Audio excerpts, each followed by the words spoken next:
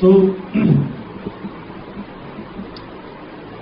इस संसार में अनादिकाल से भगवान कृष्ण और भगवान राम की महिमा का गुणगान होता रहा है। अभी मैंने सुना यहाँ भी पिछले हफ्ते राम कथा चल रही थी, है ना। तो भगवान राम के अनेक गुणों का वर्णन हुआ होगा। आप में से कितने लोगों ने अटेंड किया था राम कथा? सो राम कथा, कृष्ण कथा तो चल रही है अनादिकाल से। नहीं, आपसे जो रिक्वेस्ट है सब अपने मोबाइल फोन प्लीज साइलेंट या स्विच ऑफ कर दीजिए प्लीज।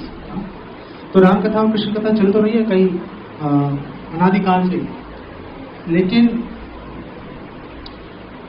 बहुत से सही बातें भी चल रही हैं और बहुत सी गलत बातें भी चल रही हैं, है ना। लोग भगवान कृष्ण के चरित्र को तो क्वेश्चन करते ही हैं कि भगवान ने ऐसा कैसे कर दिया, कृष्ण ने ऐसा कैसे कर दिया। भगवान राम जो मर्यादा पुरुष होते हैं उनको भी क्वेश्चन करते हैं भगवान, और लोग जो हैं, नहीं, लोग उनसे भी, उनके बारे में भी क्वेश्चन पूछते हैं कि मतलब भगवान राम ने ऐसा क्यों कर दिया, वैसा क्यों कर दिया। भगवान राम ने क्या भगवान राम मांस खाते थे? आपको पता है, लोग ऐसे क्वेश्चन पूछते हैं। आपको पूछा किसी ने? लोग कहते हैं कि भगवान राम मांस खाया करते थे।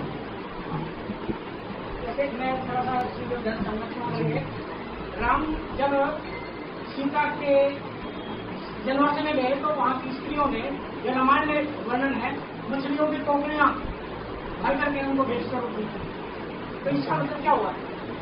इसका मतलब सारी मछलियां खा ली।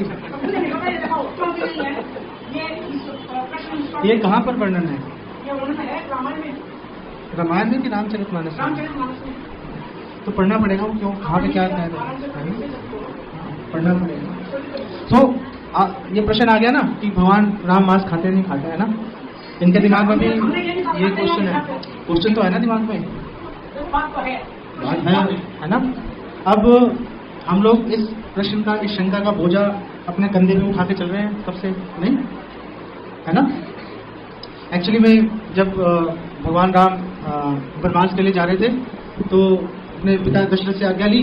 जब मिले उनसे तो वहां से निकल के वो कौशल्या देवी के पास गए और कौशल्या देवी को उन्होंने बोला कि हत्वा आमिषम, कि हत्वा मतलब त्याग दूंगा।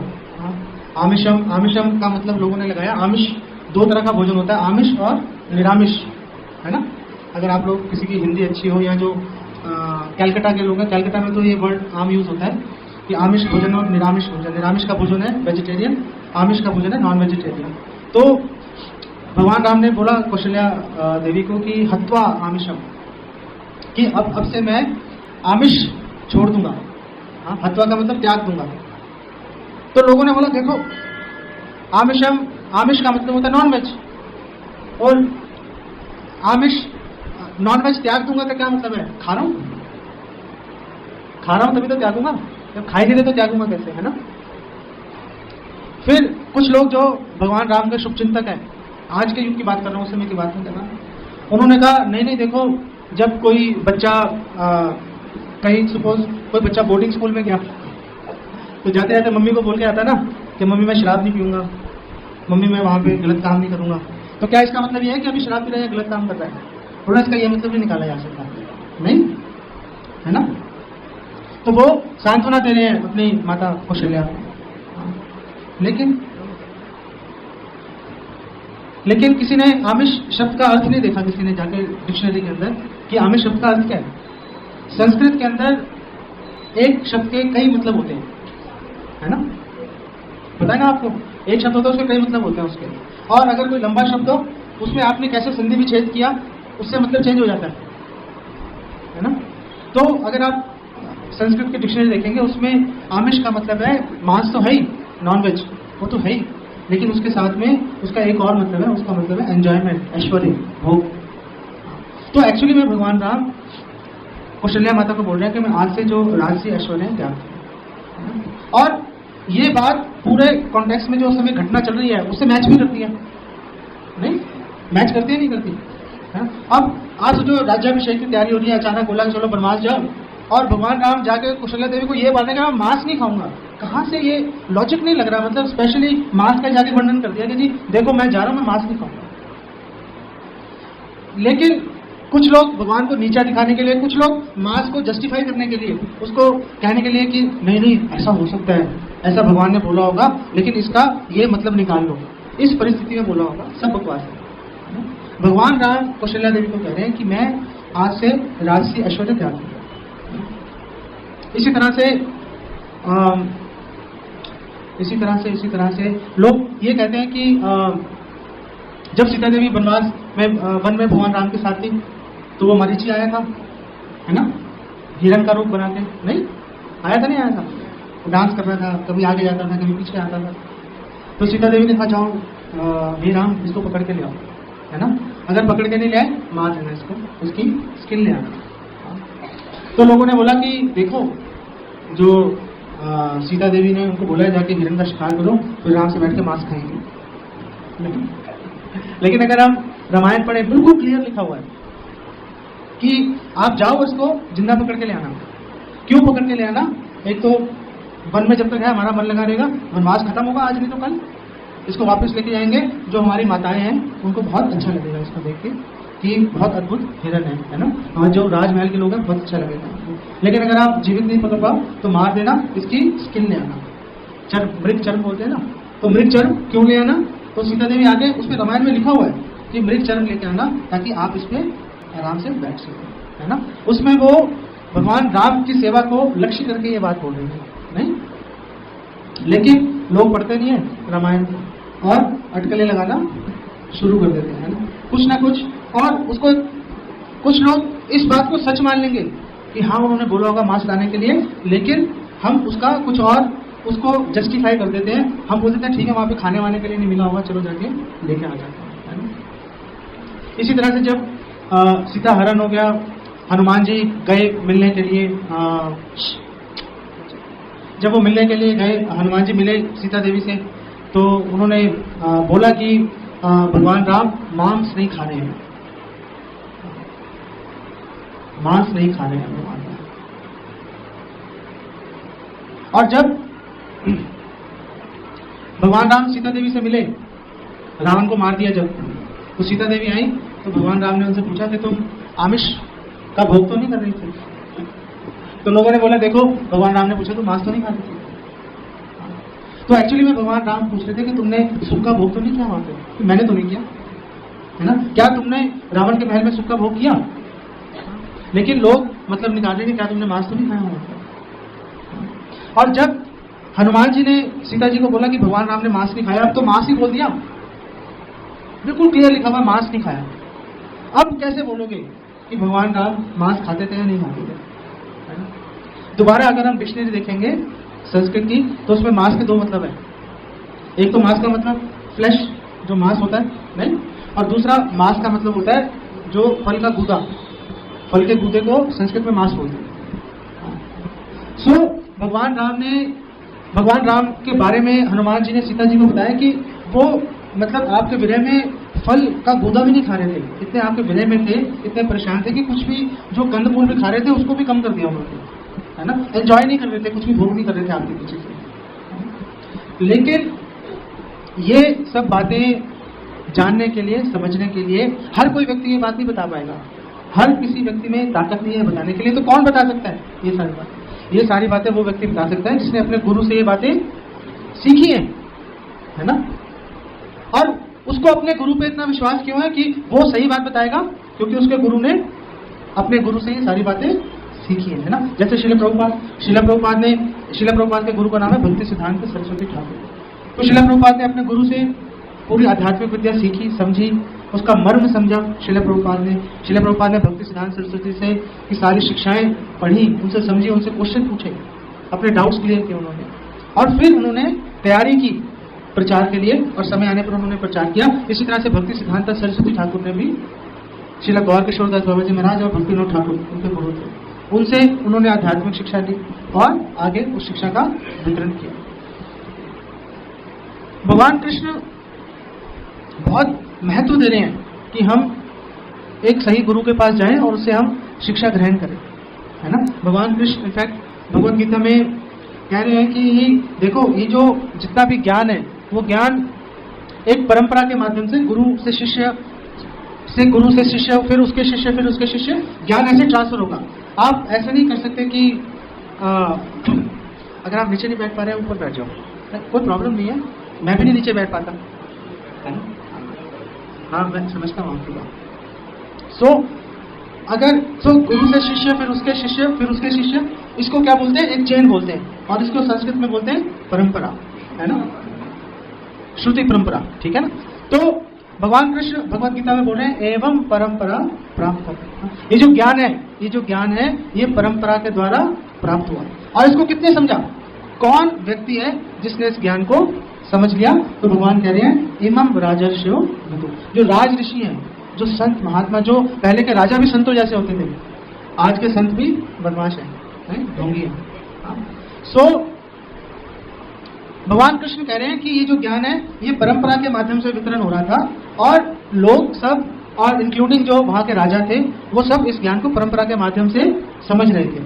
तो अगर ये चल रहा था तो फिर क्या जरूरत पड़ी भगवान को ये ज्ञान दोबारा अर्जुन को बोलने के लिए। तो भगवान कृष्ण ने अगले लाइन में इसको उत्तर दिया, स काले नेह महता योगो नष्ट परंतपा, कि हे परंतप अर्जुन का एक नाम है। तो भगवान कृष्ण ने बोला कि हे अर्जुन, ये ज्ञान चल रहा था लेकिन धीरे धीरे ये ज्ञान नष्ट हो गया। लोगों ने अपने मन घड़ंत मतलब लाकर इसमें लगाने शुरू कर दिए। अगर आप लोग जो इंटरनेट नहीं देख सकते, आप बड़े भाग्यशाली हो।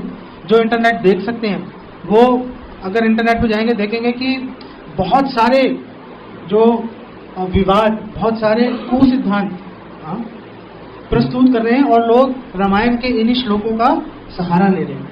श्रील प्रभुपाद ने बताया हमें, श्रील प्रभुपाद कह रहे हैं देखो, तो किसी ने श्रील प्रभुपाद से क्वेश्चन पूछा कि प्रभुपाद ऐसे कैसे हो सकता है कि कोई रामायण भागवतम भगवत गीता का सहारा लेके उल्टी सीधी बात करना शुरू कर देंगे, है ना, पूरा एकदम प्योर नॉलेज है, लेकिन ऐसा कैसे हो गया कि इसी को पढ़ के गलत मतलब निकाल लिया, है ना।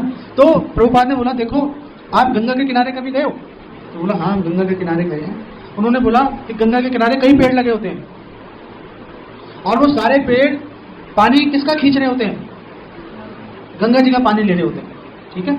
लेकिन उनमें से कई पेड़ मीठा फल देते हैं और कई पेड़ कड़वा फल देते हैं। तो कड़वा फल कैसे दे रहे हैं, पानी तो गंगा जी का ही ले रहे हैं वो, तो कड़वा फल क्यों दे रहे हैं, क्योंकि उनकी प्रवृत्ति ऐसी है। इसी तरह से जो लोग भगवान से ईर्ष्या करते हैं, जो लोग भक्तों से ईर्ष्या करते हैं, वो नॉलेज को पढ़ेंगे। हिरण्यकशिपु, हिरण्याक्ष, रावण, क्या इनको वैदिक ज्ञान नहीं था? उसको बहुत वैदिक ज्ञान था, लेकिन इन्होंने निष्कर्ष निकाला भगवान के विपरीत। इन्होंने जो निष्कर्ष निकाला कि भगवान को सरेंडर नहीं करना, आप सब लोग मुझे सरेंडर कर दो, है ना। हिरण्याक्ष भी ये कह रहा था, हिरण्यकशिपु भी ये कह रहा था, और रावण भी ये कह रहा था। रावण भी ये कह रहा था कि किसी को सरेंडर करने की जरूरत नहीं है, विष्णु को मेरे सामने लेकर मैं अपने आप देख लूंगा, है ना। इनफैक्ट रामायण में भगवान राम की चर्चा चल रही थी वशिष्ठ जी से, तो वशिष्ठ जी ने बताया कि राक्षस कई बार पूरा साजो सामान लेके भगवान विष्णु पे चढ़ाई कर देते हैं, है ना। गए और भगवान विष्णु पे चढ़ाई कर दी कि भैया आज तुम्हारा काम तमाम कर दो।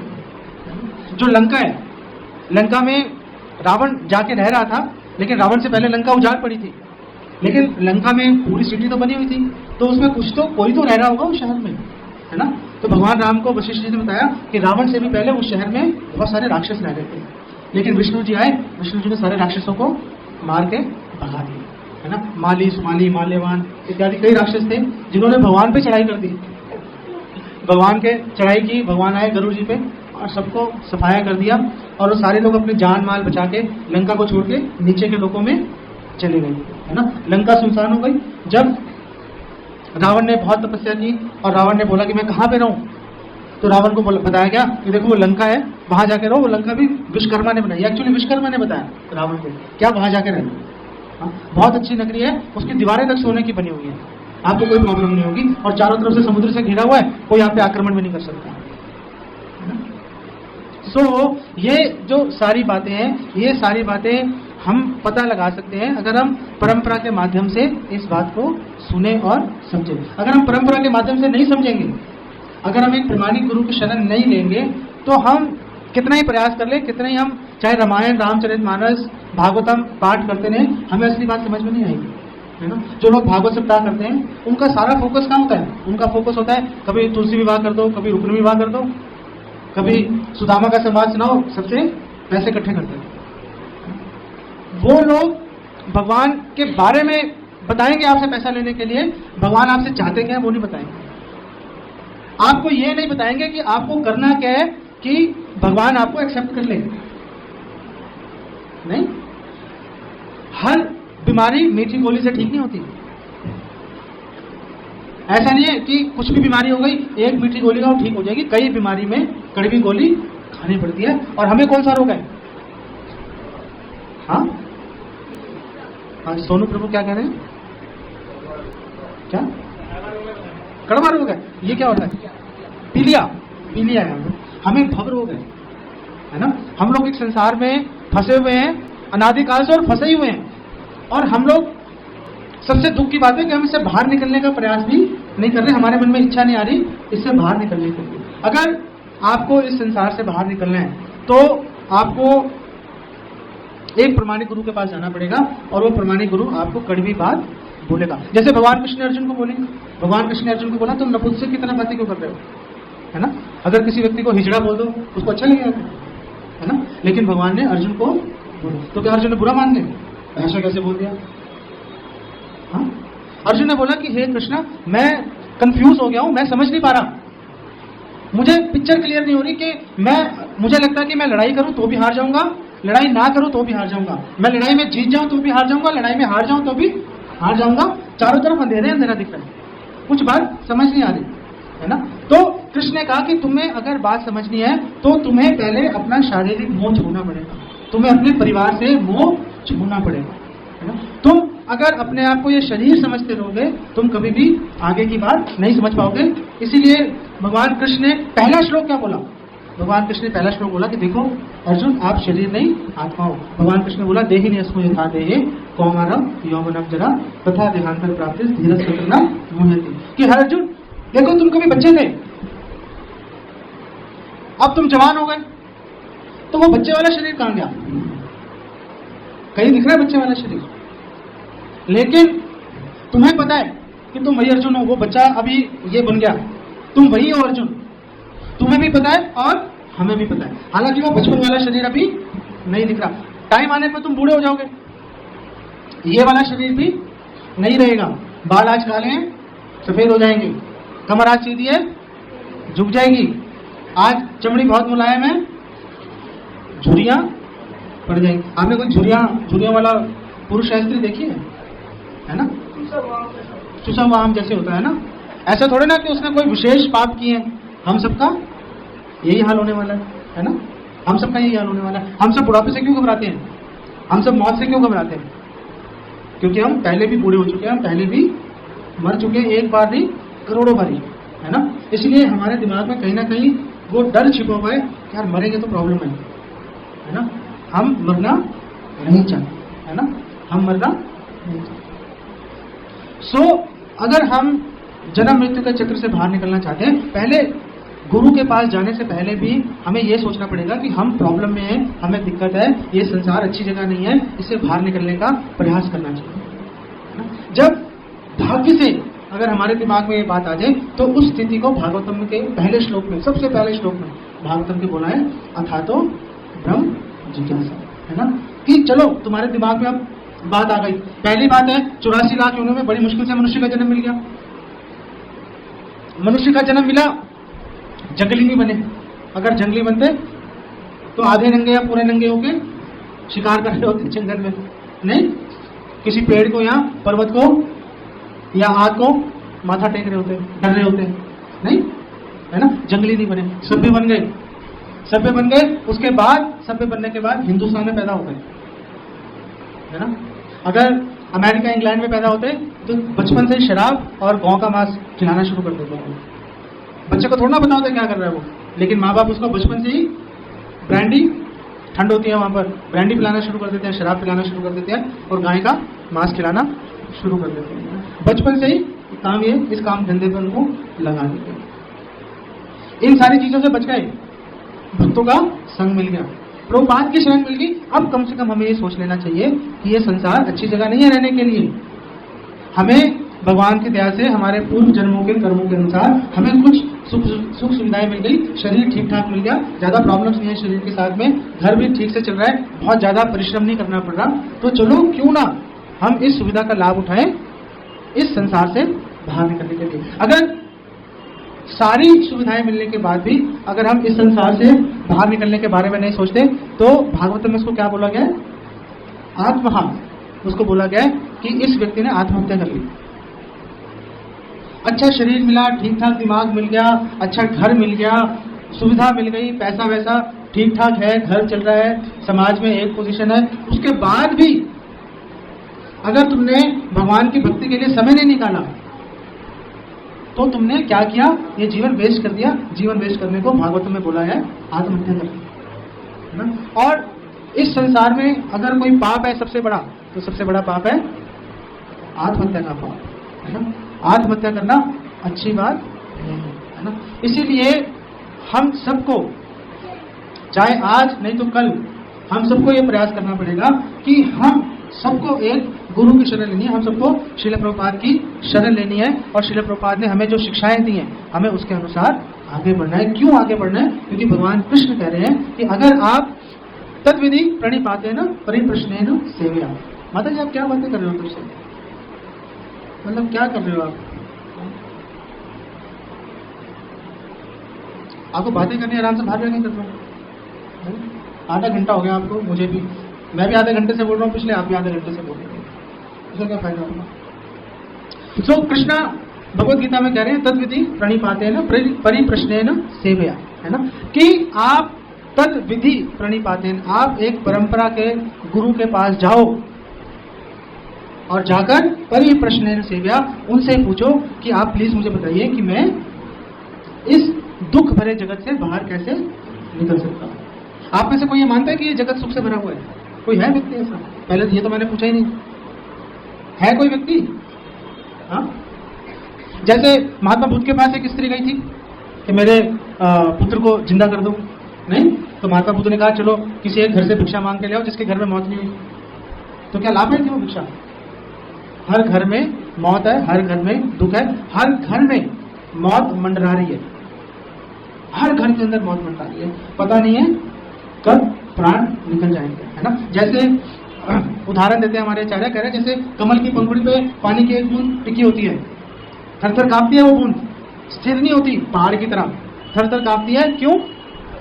कभी भी नीचे गिर जाएगी, है ना। इसी तरह से हम लोगों का जो जीवन है वो कभी भी खत्म हो जाएगा। हमारा एक जानकार है, अभी पिछले हफ्ते दिल्ली से गए थे आगरा किसी बिजनेस के काम से, वो ट्रेन से उतरते समय उसका पैर फिसल गया, ट्रेन हल्की से चल रही थी, ट्रेन के नीचे आ गया, वहीं पे खत्म हो गया। 10 मिनट पहले अपनी बीवी को बोल रहा था हाँ मैं ठीक ठाक पहुंच गया। उसकी वाइफ कह रही अभी तो फोन आया था, अब ये अचानक क्या बोल रहे हो, उसको विश्वास ही नहीं हो रहा, है ना।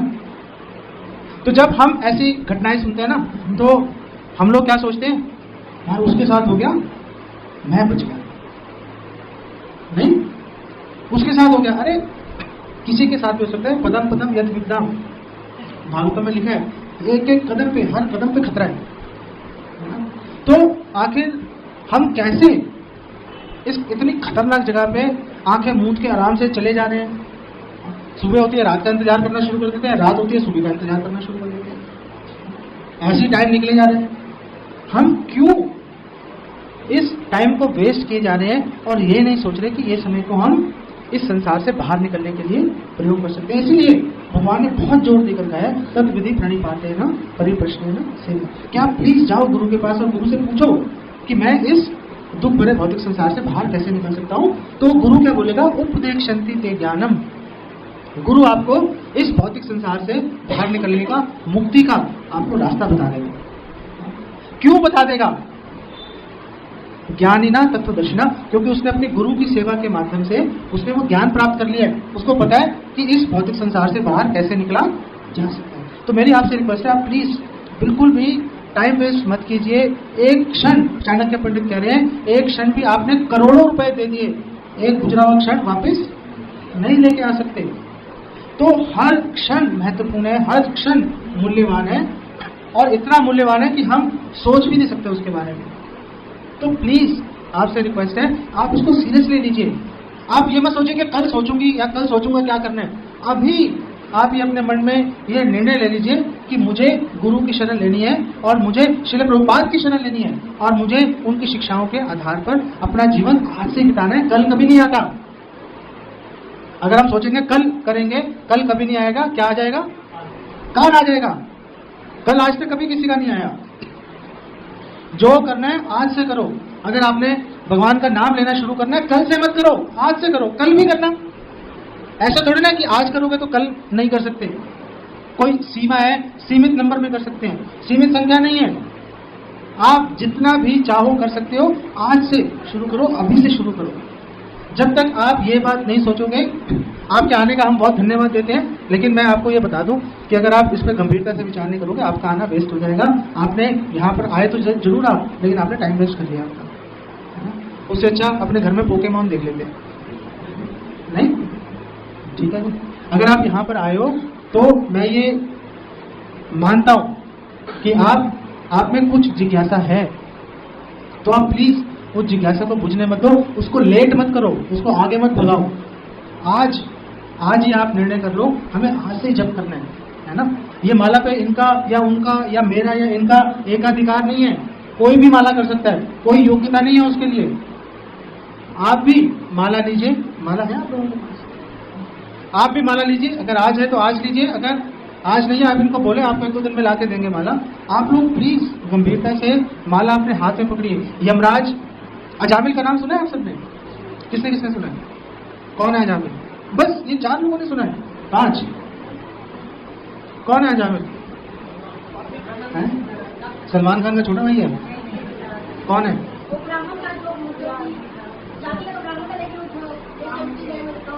हाँ हाँ हाँ, लास्ट में उसने नारायण नारायण बोला, अपने बच्चे को बुलाया उसने।